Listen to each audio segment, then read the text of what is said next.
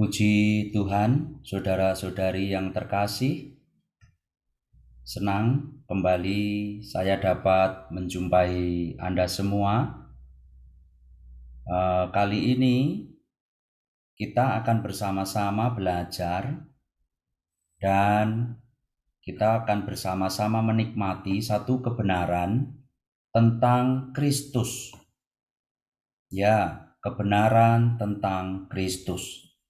Dan saat ini kita akan mengenal rahasia tentang Kristus ini, bahwa Kristus adalah Allah yang lengkap. Perkara ini penting untuk kita ketahui sebagai orang-orang percaya, sehingga kita dapat melihat keseluruhan rencana Allah dan keseluruhan kehendak Allah yang dinyatakan di dalam Kristus ini. Namun sebelumnya, mari kita bersama-sama berdoa agar Tuhan sendiri yang menerangi hati kita, agar Tuhan sendiri yang menyingkapkan selubung kita. Kita percaya setiap kali kita datang kepadanya, setiap kali hati kita berbalik kepada Dia, maka selubung itu akan diangkat dari setiap kita.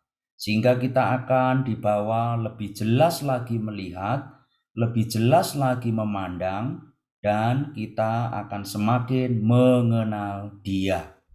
Puji Tuhan, mari kita berdoa. Tuhan Yesus, kami bersyukur untuk waktu ini dan kami menyerahkan pembelajaran kami saat ini. Izinkan kami dan rahmati kami untuk melalui apa yang kami bicarakan ini, kami semakin mengenal siapa Kristus itu. Tuhan, kami sungguh terbuka kepada firman-Mu, kami sungguh terbuka kepada perkataan-Mu. Tuhan, terima kasih. Dan di dalam nama-Mu, Tuhan Yesus Kristus, kami sudah berdoa. Amin. Puji Tuhan.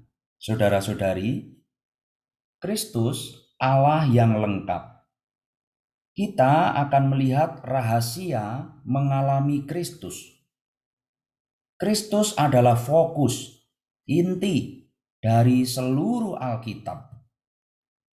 Alkitab menyingkapkan Dia kepada kita agar kita dapat mengalami Dia. Rencana kekal Allah bergantung padanya. Kristus adalah pribadi sentral, tokoh sentral dalam Alkitab. Sebagai orang Kristen, kita harus mengalami Kristus hari demi hari. Jika pada hari tertentu kita tidak mengalami Kristus, hari itu sia-sia. Kehidupan orang Kristen adalah mengalami Kristus setiap saat. Jika kita ingin mengalami Kristus, kita perlu melihat apa rahasia mengalami Dia.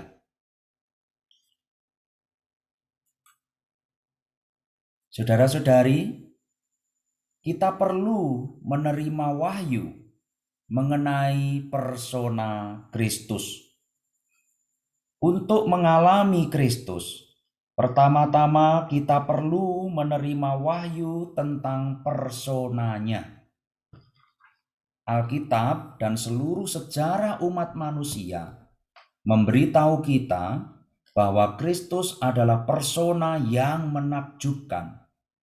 Dalam 6.000 tahun sejarah umat manusia, tidak pernah ada orang semenakjubkan Kristus. Oh, Dia tidak hanya luar biasa, tetapi juga misterius. Tidak ada sejarawan yang dapat menyangkal bahwa dalam sejarah manusia ada orang yang misterius seperti Yesus Kristus. Kristus itu misterius karena tidak ada yang tahu dari mana Dia datang dan kemana Dia pergi. Tidak ada sejarawan yang dapat memberitahu kita di mana Yesus Kristus berada hari ini. Namun, dia dipercayai, ditinggikan, disembah, dan dipuji oleh jutaan orang berimannya di bumi ini. Meskipun tidak ada dari mereka yang pernah melihat dia dengan mata mereka. Semua orang berimannya mengasihi dia. Dan banyak orang bahkan mau mati untuk dia. Kita bisa membaca di dalam 1 Petrus pasal 1 ayat yang ke-8 ini. Sekalipun kamu belum pernah melihat dia, namun kamu mengasihinya. Kamu percaya kepada dia, sekalipun kamu sekarang tidak melihatnya. Kamu bergembira dengan rasa sukacita yang mulia, yang tidak terkatakan. Banyak orang telah menyerahkan hidup mereka untuk Kristus ini. Dia adalah suatu misteri yang tidak bisa dijelaskan oleh kata-kata manusia. Untuk menerima wahyu tentang Kristus, kita harus datang kepada Alkitab. Dalam Alkitab, bahasa manusia digunakan untuk menggambarkan Kristus. Meskipun dia misterius, ilahi, dan rohani, Alkitab menggunakan kata-kata manusia untuk memberitahu kita siapa dia. Ya, Kristus adalah Allah yang lengkap. Pertama, Alkitab memberitahu kita bahwa Kristus adalah Allah yang lengkap. Roma 9 ayat 5 mengatakan, Dialah Allah yang harus dipuji sampai selama-lamanya. Amin. Dan di alam semesta hanya ada satu Allah.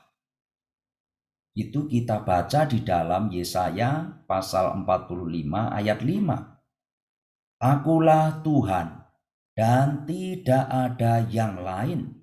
Kecuali aku tidak ada Allah. Aku telah mempersenjatai engkau, sekalipun engkau tidak mengenal aku. Juga di dalam 1 Korintus pasal 8 ayat yang keempat, di sana dikatakan, tidak ada Allah lain selain Allah yang esa.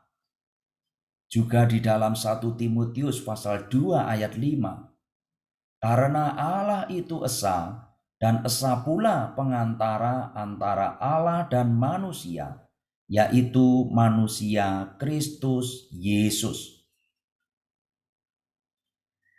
Allah yang satu-satunya ini adalah Allah yang real, benar, dan hidup. Kristus sendiri adalah Allah ini. Kristus adalah Allah yang lengkap, bukan hanya bagian dari Allah. Nah, sekarang mari kita lihat Kristus ini dalam aspeknya sebagai Allah yang lengkap. Baik, yang pertama, Dia adalah Sang Swaada dan kekal ada, yaitu Sang Aku adalah yang agung. Alkitab menunjukkan kepada kita bahwa Kristus ini yang adalah Allah itu swaada dan kekal ada. Mari kita baca di dalam Keluaran pasal 3 ayat 14 sampai 16. Firman Allah kepada Musa, Aku adalah aku. Lagi firman-Nya, beginilah kau katakan kepada orang Israel itu, Akulah aku, telah mengutus aku kepadamu. Selanjutnya berfirmanlah Allah kepada Musa, Beginilah kau katakan kepada orang Israel, Tuhan Allah nenek moyangmu, Allah Abraham, Allah Ishak, dan Allah Yakub, telah mengutus aku kepadamu. Itulah namaku untuk selama-lamanya, dan itulah sebutanku turun-temurun. Pergilah, kumpulkanlah para tua-tua Israel, dan katakanlah kepada mereka, Tuhan Allah nenek moyangmu, Allah Abraham, Ishak, dan Yakub, telah menampakkan diri kepadaku, serta berfirman, Aku sudah mengindahkan kamu, juga apa yang dilakukan kepadamu di Mesir. Dia tidak memiliki awal dan akhir. Dalam perjanjian lama, sebutannya adalah Yehova. Gelar ilahi Yehova sebenarnya berarti ada. Itu serupa artinya dengan kata kerja menjadi dalam bahasa Inggris. Yesus Kristus adalah Yehova. Aku adalah yang agung, sang menjadi yang agung. Di dalam Yohanes pasal 8 ayat 24, 28, dan ayat 58 kita bisa membacanya. Karena itu tadi aku berkata kepadamu bahwa kamu akan mati dalam dosamu. Sebab jikalau kamu tidak percaya bahwa akulah dia, kamu akan mati dalam dosamu. Maka kata Yesus, apabila kamu telah meninggikan anak manusia, barulah kamu tahu bahwa akulah dia, dan bahwa aku tidak berbuat apa-apa dari diriku sendiri, tetapi aku berbicara tentang hal-hal sebagaimana diajarkan Bapa kepadaku. Kata Yesus kepada mereka, sesungguhnya aku berkata kepadamu, sebelum Abraham ada, aku telah ada. Di masa lampau dia ada, hari ini dia ada, dan di masa akan datang dia akan ada. Setiap hal yang kelihatan akan berlalu, tetapi Kristus tetap tinggal selamanya. Dia menjadi yang unik atau menjadi satu-satunya. Di dalam Ibrani pasal 1 ayat 10 sampai 12 dikatakan, dan pada mulanya ya Tuhan, Engkau telah meletakkan dasar bumi, dan langit adalah buatan tanganmu. Semuanya itu akan binasa, tetapi Engkau tetap ada, dan semuanya itu akan menjadi usang seperti pakaian. Seperti jubah Engkau akan menggulung mereka, dan seperti pakaian mereka akan diubah, tetapi Engkau tetap sama, dan tahun-tahunmu tidak berkesudahan. Itulah yang pertama dari Kristus sebagai Allah yang lengkap, yaitu Dia adalah Sang Swaada dan kekal ada. Sang Aku adalah yang agung. Sekarang mari kita lihat yang kedua.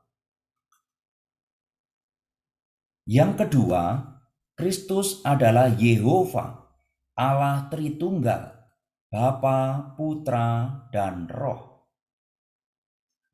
Di dalam Keluaran pasal 3 ayat 15 dan 16, selanjutnya berfirmanlah Allah kepada Musa, beginilah kau katakan kepada orang Israel, Tuhan Allah nenek moyangmu, Allah Abraham, Allah Ishak, dan Allah Yakub telah mengutus aku kepadamu. Itulah namaku untuk selama-lamanya, dan itulah sebutanku turun-temurun. Pergilah, kumpulkanlah para tua-tua Israel, dan katakanlah kepada mereka, Tuhan Allah nenek moyangmu, Allah Abraham, Ishak dan Yakub, telah menampakkan diri kepadaku serta berfirman, Aku sudah mengindahkan kamu, juga apa yang dilakukan kepadamu di Mesir. Di dalam ayat yang baru saja kita baca, mewahyukan bahwa sebagai Yehova, Kristus adalah Allah Tritunggal.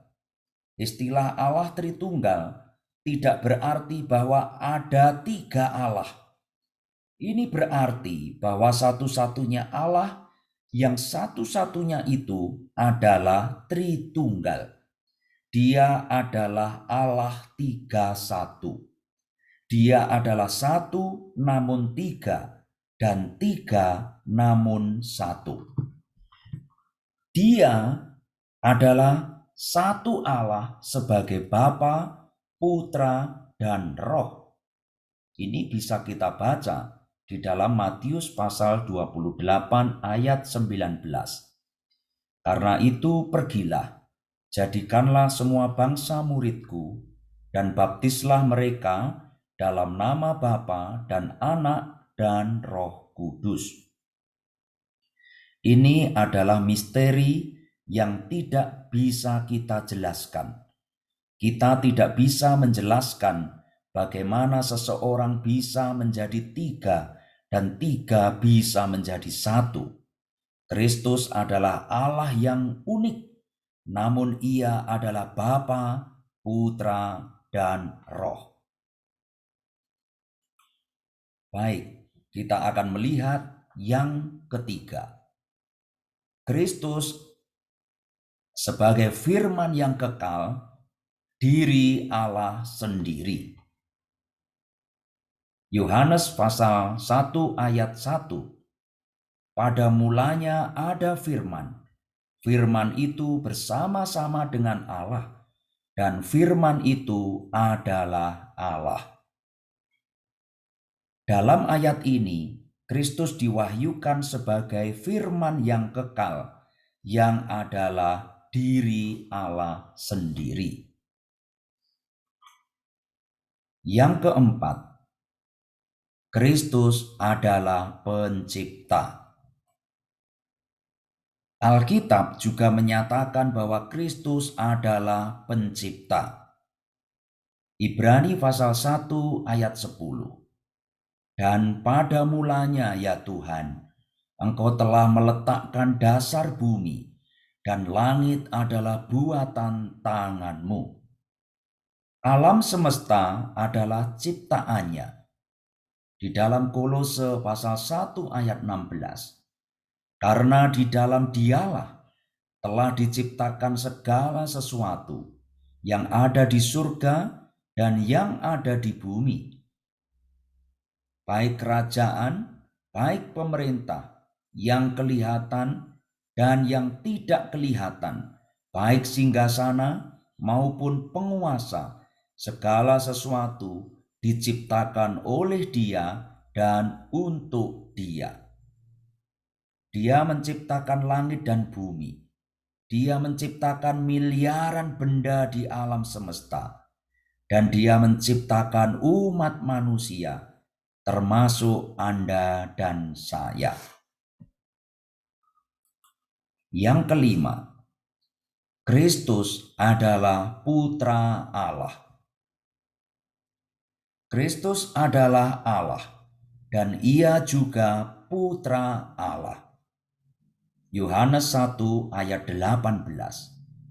Tidak seorang pun yang pernah melihat Allah, tetapi anak tunggal Allah yang ada di pangkuan Bapa, Dialah yang menyatakannya.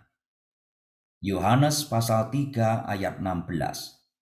Karena Allah begitu mengasihi dunia ini, sehingga Ia telah mengaruniakan anaknya yang tunggal, supaya setiap orang yang percaya kepadanya tidak binasa, melainkan beroleh hidup yang kekal. Dalam Alkitab, Putra Allah menandakan ekspresi Allah. Bahkan dalam pengertian manusia, Anak selalu merupakan ekspresi Bapa. Ketika Anda melihat seorang anak, Anda menyadari wajah ayahnya. Kristus sebagai putra Allah adalah ekspresi Allah. Yang keenam, Kristus diutus dari Bapa dan datang dari dengan Bapa. Dalam Yohanes pasal 6 ayat 46 dan pasal 16 ayat 27, kita akan membacanya. Hal itu tidak berarti bahwa ada orang yang telah melihat Bapa. Hanya Dia yang datang dari Allah, Dialah yang telah melihat Bapa. Sebab Bapa sendiri mengasihi kamu, karena kamu telah mengasihi aku dan percaya bahwa aku datang dari Allah. Di dalam ayat tadi, Tuhan Yesus berkata bahwa Dia adalah dari Allah. Dan di dalam Yohanes pasal 17 ayat yang ke-8, Dia berdoa kepada Bapa. Sebab segala firman yang engkau sampaikan kepadaku, telah kusampaikan kepada mereka, dan mereka telah menerimanya. Mereka tahu benar-benar bahwa aku datang dari engkau, dan mereka percaya bahwa engkaulah yang telah mengutus aku. Aku datang dari engkau, dan engkaulah yang telah mengutus aku. Kata Yunani yang diterjemahkan dari dalam ayat-ayat ini adalah para, yang berarti di sisi. Arti kata Yunani ini tidak hanya dari, tetapi dari dengan. Tuhan tidak hanya dari Allah, tetapi juga dengan Allah. Sementara Dia berasal dari Allah, Dia masih bersama dengan Allah. Mari kita lihat di dalam Yohanes pasal 8 ayat 16. Tetapi aku bersama dengan Bapa yang mengutus aku. Yohanes 8 ayat 29. Ia yang telah mengutus aku menyertai aku. Yohanes 16 ayat 32. Lihat, saatnya akan datang, bahkan sudah datang, ketika kamu akan dicerai-beraikan masing-masing ke tempatnya sendiri, dan kamu meninggalkan aku seorang diri. Namun aku tidak seorang diri, sebab Bapa menyertai aku. Perjanjian baru memberitahu kita bahwa putra diutus oleh Bapa dan juga dari Bapa. Ini berarti ketika Bapa mengutus Dia, Dia mengutus Dia bersama Bapa sendiri. Misalnya saya dapat mengutus seseorang kepada Anda dan datang dengannya. Ketika dia datang kepada Anda, saya datang kepada Anda bersama dia. Ini menggambarkan fakta misterius bahwa ketika Bapa mengutus putra, Dia juga datang bersama putra. Amin. Baik, kita akan melihat yang ketujuh. Kristus datang dan bekerja dalam nama Bapa dan disebut Bapa yang kekal. Perjanjian baru juga memberitahu kita bahwa putra itu datang dalam nama Bapa. Di dalam Yohanes pasal 5 ayat 43. Aku datang dalam nama Bapa-Ku dan kamu tidak menerima aku. Jikalau orang lain datang atas namanya sendiri, kamu akan menerima dia. Ketika putra datang, dia datang bersama Bapa dan dalam nama Bapa. Akhirnya ketika putra datang, Bapa datang. Ketika kita memiliki putra, kita memiliki putra dan Bapa. Kita memiliki anak dengan Bapa. Selain itu, setelah datang, putra bekerja dalam nama Bapa. Itu bisa kita ketahui di dalam Yohanes pasal 10 ayat 25. Yesus menjawab mereka, "Aku telah mengatakannya kepada kamu, tetapi kamu tidak percaya. Pekerjaan-pekerjaan yang kulakukan dalam nama Bapa-Ku, itulah yang memberi kesaksian tentang Aku." Dia tidak hanya datang dalam nama Bapa, tetapi juga melakukan semua pekerjaannya dalam nama Bapa. Karena alasan inilah Yesaya pasal 9 ayat 5 dituliskan, "Sebab seorang anak telah lahir untuk kita, seorang putra telah diberikan untuk kita. Lambang pemerintahan ada di atas bahunya, dan namanya disebutkan orang, Penasehat Ajaib, Allah yang perkasa, Bapa yang kekal, Raja Damai." Ayat ini memberitahu kita bahwa namanya disebut Bapa yang kekal, karena putra datang dalam nama Bapa dan bekerja dalam nama Bapa, dia disebut Bapa. Amin. Aspek yang kedelapan, Kristus adalah putra dan Bapa adalah satu. Perjanjian baru memberitahu kita bahwa putra dan Bapa adalah satu. Di dalam Yohanes pasal 10 ayat 30, Tuhan Yesus mengatakan, "Aku dan Bapa adalah satu." Ya, betul. Putra adalah putra dan Bapa adalah Bapa. Keduanya berbeda, tetapi mereka tidak terpisah. Di satu sisi, putra dan Bapa adalah dua, tetapi di sisi lain, putra dan Bapa adalah satu. Kita tidak dapat memahami hal ini, tetapi itu adalah fakta. Kita tidak pernah dapat memisahkan Kristus dari Bapa, karena Kristus dan Bapa adalah satu. Amin. Aspek yang kesembilan, saling huni dengan Bapa. Di dalam Yohanes pasal 14 ayat 10 dan 11, "Tidak percayakah engkau bahwa aku di dalam Bapa dan Bapa di dalam aku? Apa yang aku katakan kepadamu, tidak aku katakan dari diriku sendiri, tetapi Bapa yang tinggal di dalam aku, dialah yang melakukan pekerjaan-pekerjaannya.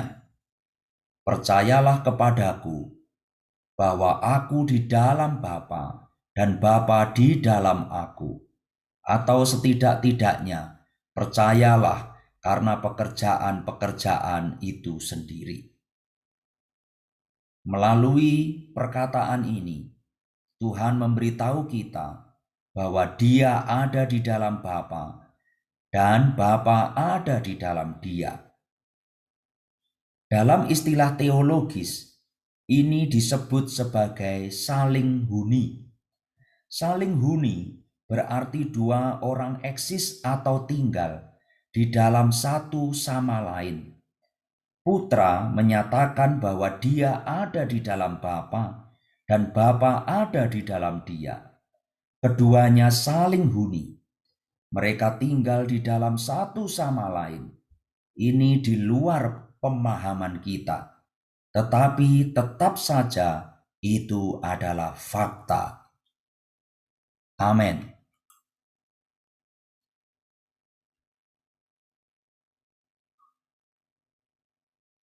Aspek yang ke-11, Kristus adalah pemberi dan pengutus roh itu. Matius pasal 28 ayat yang ke-19. Karena itu, pergilah, jadikanlah semua bangsa muridku, dan baptislah mereka dalam nama Bapa dan Anak dan Roh Kudus. Dalam kealahan ada Bapa, Putra, dan Roh. Sejauh ini, berdasarkan Alkitab, kita telah melihat bahwa Putra dan Bapa adalah satu. Ketika kita memiliki Dia, kita menikmati Dia dengan Bapa. Pada titik ini kita perlu melihat lebih jauh bahwa Kristus adalah pemberi roh dan juga pengutus roh. Yohanes 15 ayat 26 mengatakan, "Jikalau penolong yang akan kuutus dari Bapa datang, yaitu roh kebenaran yang keluar dari Bapa, ia akan bersaksi tentang aku." Menurut ayat ini, Kristus mengutus roh dari Bapa. Namun kita harus menunjukkan lagi bahwa kata depan para dalam bahasa Yunani yang diterjemahkan dari 2 kali dalam ayat ini membawa arti dari dan dengan. Sebenarnya pemikiran dasar dari preposisi Yunani ini adalah bersama. Karena itu adalah benar menerjemahkan para dalam ayat ini sebagai bersama, yang menunjukkan dengan jelas bahwa Putra akan mengutus roh bersama Bapa. Kata-kata Tuhan di dalam Yohanes pasal 15 ayat 26 tadi tidak berarti bahwa ia akan mengutus roh dan Bapa, tetapi itu berarti bahwa ia akan mengutus roh bersama Bapa. Bapa selalu datang bersama roh. Betapa indahnya ketika Kristus mengutus roh itu. Roh itu berangkat dari Bapa dan datang bersama Bapa. Ketika Kristus memberikan roh itu dan mengutus roh itu kepada kita, roh itu datang bersama Bapa. Jika kita hanya membaca Yohanes pasal 15 ayat 26, tampaknya roh datang bersama Bapa, tetapi tidak bersama Putra. Tetapi jika kita membaca Yohanes pasal 15 ayat 26 dan 14 ayat 26 dengan teliti, maka kita dapat melihat tidak hanya Kristus mengutus roh itu, dan roh itu datang kepada kita bersama Bapa, tetapi juga mengutus roh itu dalam nama Putra. Menurut Yohanes 15 ayat 26, Kristus mengutus roh itu, dan itu datang bersama Bapa. Dan menurut pasal 14 ayat 26, Bapa mengutus roh di dalam nama Putra. Ketika roh itu diberikan, dia diberikan bersama Bapa, dan Bapa juga memberikan roh itu dalam nama Putra. Setelah membaca 2 ayat ini, Anda mungkin bertanya, siapa yang mengutus roh itu? Putra atau Bapa? Satu ayat di dalam Yohanes pasal 26 mengatakan bahwa Putra mengutus roh itu, dan yang lain di pasal 14 ayat 26, Bapa mengutus roh itu dalam nama Anak. Putra dan Bapa adalah pengutus. Keduanya mengutus roh yang sama. Sang Putra mengutus roh bersama Bapa, dan Bapa mengutus roh dalam nama Putra. Akhirnya ketika roh itu datang, ketiganya datang. Karena roh yang diutus oleh Putra datang bersama Bapa. Dan roh yang diutus oleh Bapa datang dalam nama Putra. Karena itu, ketika roh itu diberikan, ketika roh itu masuk ke dalam kita, kita tidak hanya memiliki roh itu, tetapi roh itu bersama Bapa dalam nama Putra. Banyak orang percaya kepada Tuhan Yesus dan telah menerima Dia sebagai juru selamat mereka. Mereka menyadari bahwa Tuhan Yesus ada di dalam mereka. Tetapi karena mereka mungkin tidak begitu bergairah untuk Tuhan, mereka merasa bahwa mereka tidak memiliki roh itu.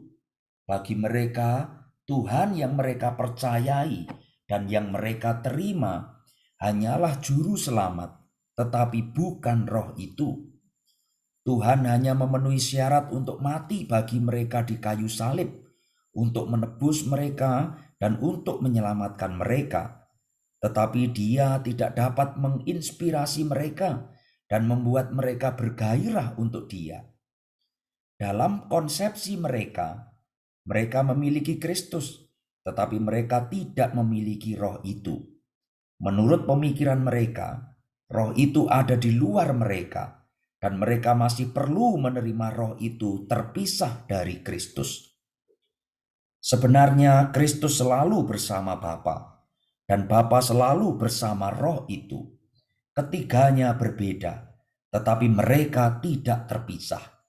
Alkitab tidak menyampaikan pemikiran bahwa Putra ada di bumi, Bapa ada di surga, dan roh itu seperti burung merpati di udara. Alkitab tidak mengajarkan kita bahwa ketika kita menerima Kristus ke dalam kita, Bapa tetap ada di atas tahta di surga, dan roh itu masih menunggu kita untuk membuka diri kepadanya. Sebaliknya, khususnya dalam Injil Yohanes, kita diberitahu dengan jelas bahwa Bapa selalu bersama Putra dan Roh itu selalu bersama Bapa. Ketika kita memiliki Putra, kita memiliki Roh itu bersama Bapa. Ketika kita memiliki satu, kita memiliki ketiganya. Kita perlu menyadari bahwa ketika kita memiliki Tuhan Yesus di dalam kita memiliki Bapa, Putra, dan Roh. Allah kita adalah Allah Tritunggal. Dia bukan tiga pribadi yang terpisah, tetapi satu Allah Tritunggal. Kata bahasa Inggris triune terdiri dari dua kata Latin, yaitu tri yang berarti tiga dan yun yang berarti satu. Allah kita adalah satu, namun Dia tiga. Dia adalah tiga, namun tetap satu. Ketika kita memiliki satu, kita memiliki ketiganya. Ketika kita memiliki Putra, kita memiliki Bapa. Karena Bapa ada bersama Putra. Kita juga memiliki Roh itu, karena Roh itu datang bersama Bapa. Tidak perlu bagi kita untuk berusaha menerima roh itu terpisah dari Bapa dengan Putra. Kita hanya perlu berdoa. Tuhan Yesus, terima kasih bahwa Engkau ada di dalamku. Aku menyadari bahwa roh itu bersama Engkau dan Bapa juga bersama Engkau. Ketika aku memiliki Engkau, aku memiliki Bapa dan aku juga memiliki roh itu. Jika kita memeriksa dengan pengalaman kita sendiri, kita akan menyadari bahwa ketika kita menyeru nama Tuhan Yesus, kita memiliki Tuhan Yesus, kita memiliki roh itu, dan kita juga memiliki Bapa bersama Putra. Pengalaman semacam ini mungkin telah menyebabkan kita bertanya-tanya, siapa yang ada di dalam kita? Bapa, Putra, atau Roh? Ketika kita berdoa, kita mungkin merasa bahwa Putra itu ada di dalam kita. Kemudian pada saat berikutnya kita dapat merasakan bahwa Bapa ada di dalam kita. Dan kemudian setelah beberapa saat bahwa Roh itu ada di dalam kita. Ketika saya masih muda, visi rohani saya tidak begitu jelas. Sambil berdoa, saya sering merasa terganggu dan berhenti untuk berpikir, pada siapa saya harus menyeru? Haruskah saya menyeru Tuhan Yesus? Atau saya harus menyeru Bapa, Aba? Atau saya harus menyeru Roh Kudus? Menurut perasaan saya, ketiganya ada di sana bersama saya. Ada tiga di sana, namun tiga ini adalah satu. Ketika saya menyeru, "Oh Tuhan Yesus, Bapa ada di sana." Ketika saya menyeru, "Oh Bapa, Tuhan Yesus ada di sana." Kadang-kadang karena saya tidak memiliki visi yang jelas, saya menyeru ketiganya sekaligus. Kita seharusnya tidak terganggu, tetapi jangan ragu untuk berdoa. Tuhan Yesus, aku bersyukur kepadamu. Oh Bapa, aku menyembahmu. Oh Roh Kudus, berterima kasih karena Engkau menyertai aku. Tidak ada yang salah dengan doa seperti itu, karena ketiganya dari Trinitas tidak terpisah. Mereka adalah tiga satu. Karena itu, dalam Matius pasal 28 ayat 19, Tuhan memberitahu murid-murid untuk pergi dan memuridkan bangsa-bangsa, membaptis mereka ke dalam satu nama Bapa dan Putra dan Roh Kudus. Jika kita memiliki visi yang jelas, kita akan dapat menghindari banyak komplikasi. Sebagai contoh, beberapa kelompok Kristen merasa bahwa mereka harus membaptis orang 3 kali. Sekali dalam nama Bapa, sekali dalam nama Putra, dan sekali dalam nama Roh Kudus. Saya tidak akan mengkritik praktek ini atau mengatakan bahwa itu salah. Namun saya merasa itu agak menyulitkan dan mengganggu. Kita tidak memiliki tiga Allah, tetapi satu Allah yang unik. Kita tidak menyembah tiga Allah, tetapi satu Allah yang Tritunggal, Bapa, Putra, dan Roh. Karena itu dengan tegas, tidak perlu membaptiskan orang 3 kali. 1 kali sudah cukup baik.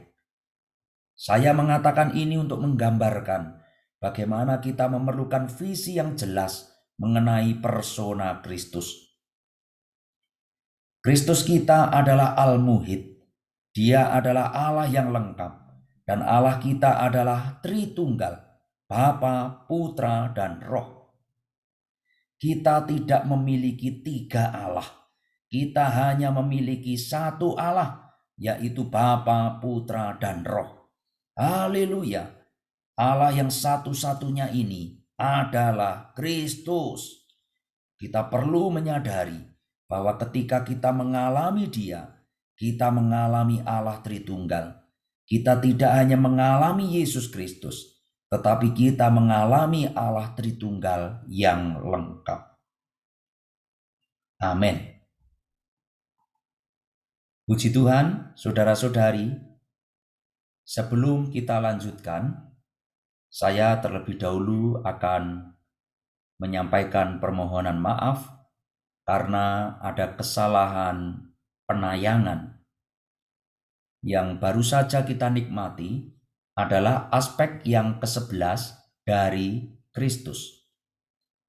Dan setelah ini kita akan menikmati aspek yang ke-12. Tetapi tadi kita belum membaca atau belum menerima aspek yang ke-10. Tadi dari aspek yang ke-9 langsung lompat ke aspek yang ke-11. Dan saat ini kita akan terlebih dahulu membaca aspek yang ke-10 dari Kristus Allah yang lengkap ini. Aspek yang ke-10 ini adalah Kristus memiliki Bapa selalu menyertai Dia. Alkitab memberitahu kita bahwa Bapa selalu bersama Putra. Ketika Kristus ada di bumi ini, Dia memberitahu orang-orang bahwa Bapa selalu bersamanya dan tidak pernah meninggalkan dia sendirian. Ini akan kita baca di dalam Yohanes 8 ayat 16, Yohanes 8 ayat 29, dan Yohanes 16 ayat 32. Tetapi aku bersama dengan Bapa yang mengutus aku. Ia yang telah mengutus aku menyertai aku. Lihat, saatnya akan datang, bahkan sudah datang, ketika kamu akan dicerai-beraikan masing-masing ke tempatnya sendiri, dan kamu meninggalkan aku seorang diri. Namun aku tidak seorang diri, sebab Bapa menyertai aku. Dalam Yohanes 16 ayat 32, Tuhan Yesus memberitahu murid-muridnya bahwa ketika penganiayaan datang, mereka semua akan meninggalkan dia sendirian. Namun meskipun mereka akan meninggalkan dia tidak sendirian, karena Bapa ada bersamanya. Dia selalu di dalam Bapa dan Bapa di dalam dia. Karena itu, dia selalu bersama Bapa dan Bapa bersama dia. Pengetahuan ini membantu kita mengalami Kristus. Ketika kita mengalami Kristus, kita tidak mengalami dia sendirian, tetapi kita mengalami dia dengan Bapa. Kita mengalami dia dengan Bapa di dalam Kristus dan dengan Kristus di dalam Bapa. Ini membuat pengalaman kita akan Kristus sangat kaya. 1 Yohanes pasal 2 ayat 23. Sebab siapa yang menyangkal anak, dia tidak memiliki Bapa. Siapa yang mengaku anak, ia juga memiliki Bapa. Ayat ini memberitahu kita bahwa ketika kita mengakui putra, kita juga memiliki Bapa. Karena itu, ketika kita memiliki putra, kita juga memiliki Bapa. Memiliki Bapa berarti kita memiliki Dia dan sekarang berbagian di dalam Dia. Kita sekarang menikmati bukan putra semata, tetapi putra bersama Bapa. Amin.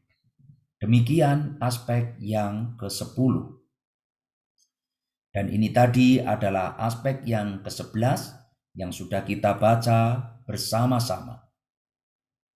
Baik, kita akan lanjutkan di aspek yang ke-12, yaitu Kristus menjadi roh pemberi hayat dalam kebangkitannya dan adalah roh itu. Alkitab menyatakan bahwa Kristus pergi ke salib, mati, dikuburkan, dan bangkit dari antara orang mati. Dalam kebangkitan, dia menjadi roh pemberi hayat. Ini dapat kita baca di dalam 1 Korintus 15 ayat 45.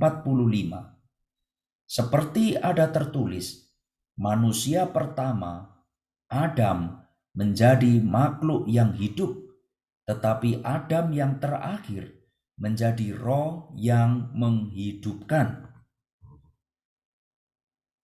Dia bukan hanya pemberi dan pengutus roh itu, tetapi dalam kebangkitan, dia menjadi roh pemberi hayat. Karena itu, 2 Korintus 3 ayat 17 memberitahu kita bahwa dia adalah roh itu. Kita baca 2 Korintus 3 ayat 17. Sebab Tuhan adalah roh, dan di mana ada roh Tuhan, di situ ada kemerdekaan. Amin.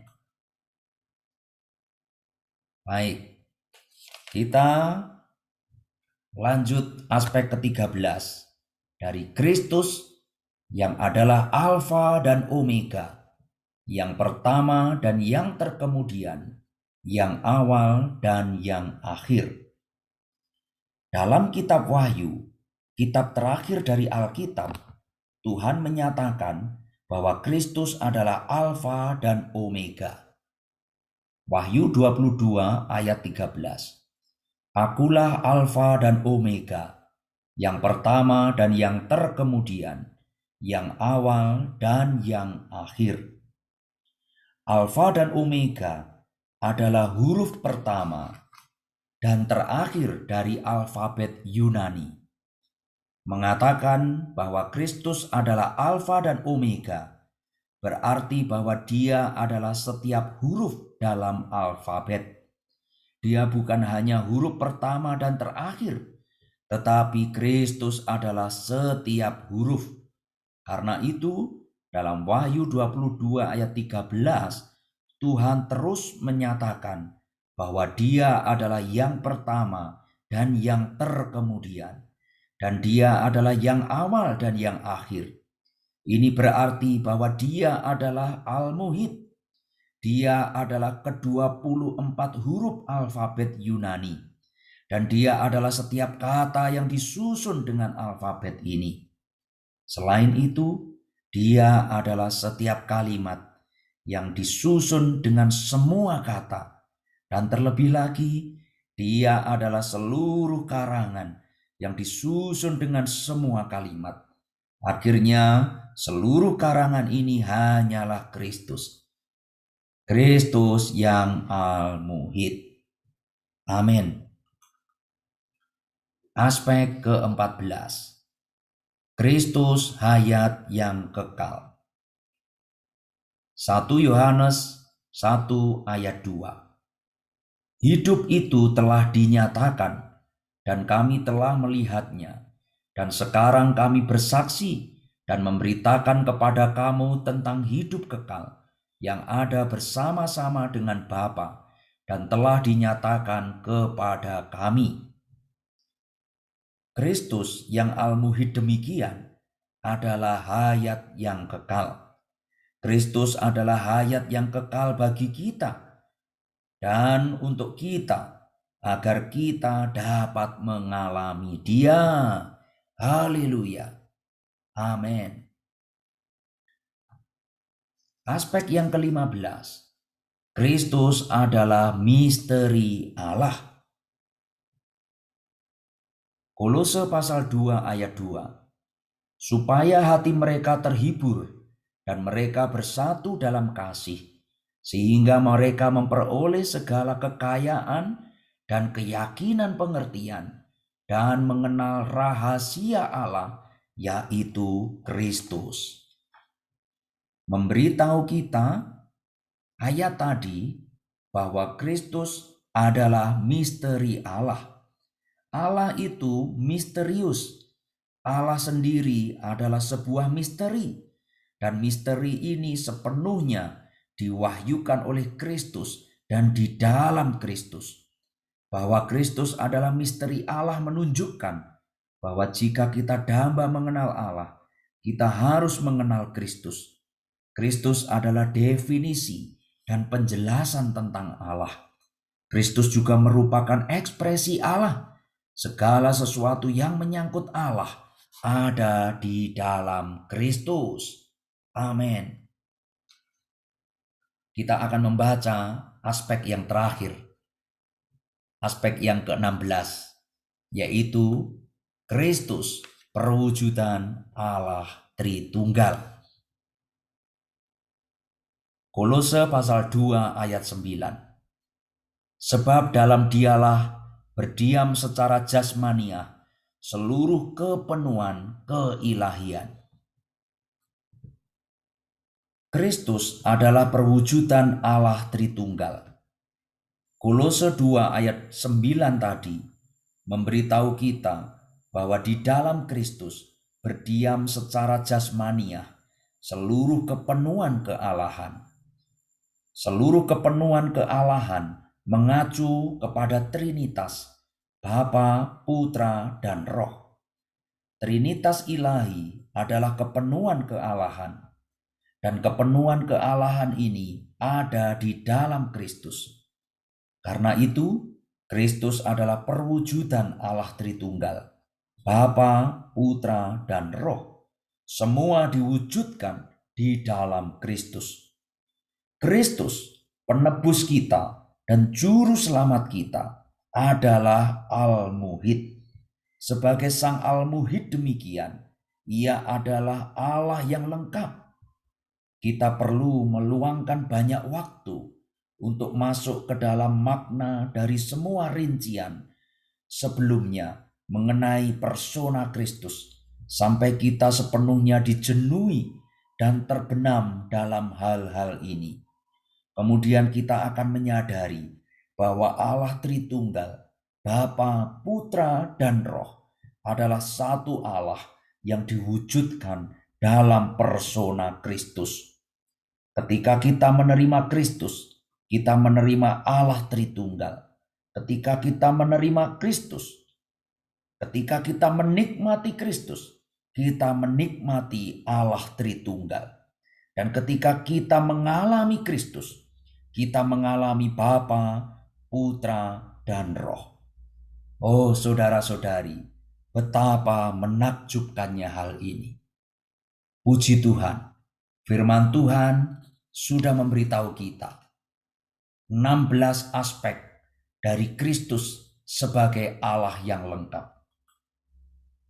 Saudara-saudari, saya ingin mengajak kita sekali lagi membaca ke-16 aspek yang baru saja kita nikmati tadi.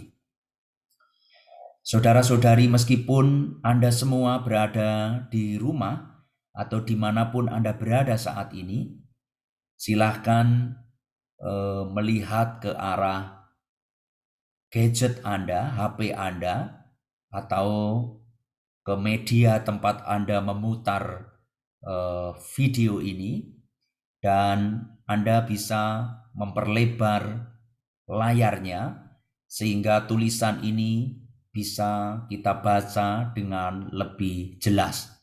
Dan kita akan bersama-sama membaca tentang 16 aspek dari Kristus sebagai Allah yang lengkap. Puji Tuhan. Kristus adalah Allah yang lengkap. 1. Sang Swaada dan kekal ada. Sang Aku adalah yang agung. 2. Yehova Allah Tritunggal, Bapa, Putra, dan Roh. 3. Firman yang kekal, diri Allah sendiri. 4. Pencipta. 5. Putra Allah. 6. Diutus dari Bapa dan datang dari dengan Bapa. 7. Datang dan bekerja dalam nama Bapa dan disebut Bapa yang kekal. 8. Putra dan Bapa adalah satu. 9. Saling huni dengan Bapa. 10. Memiliki Bapa selalu menyertai Dia. 11. Pemberi dan pengutus Roh itu. 12. Menjadi Roh pemberi hayat dalam kebangkitannya dan adalah Roh itu. 13. Alfa dan Omega, yang pertama dan yang terkemudian, yang awal dan yang akhir. 14. Hayat yang kekal. 15. Misteri Allah. 16. Perwujudan Allah Tritunggal. Puji Tuhan, saudara-saudari. Tuhan Yesus Kristus memberkati kita semua. Kiranya melalui pembelajaran kita hari ini, kita akan semakin mendapatkan anugerah dari Allah untuk semakin mengenal Kristus ini. Kristus sebagai Allah yang kekal. Puji Tuhan. Tuhan memberkati Bapak, Ibu, Saudara-saudari dimanapun Anda berada. Sampai bertemu kembali di dalam pembelajaran yang selanjutnya. Amin.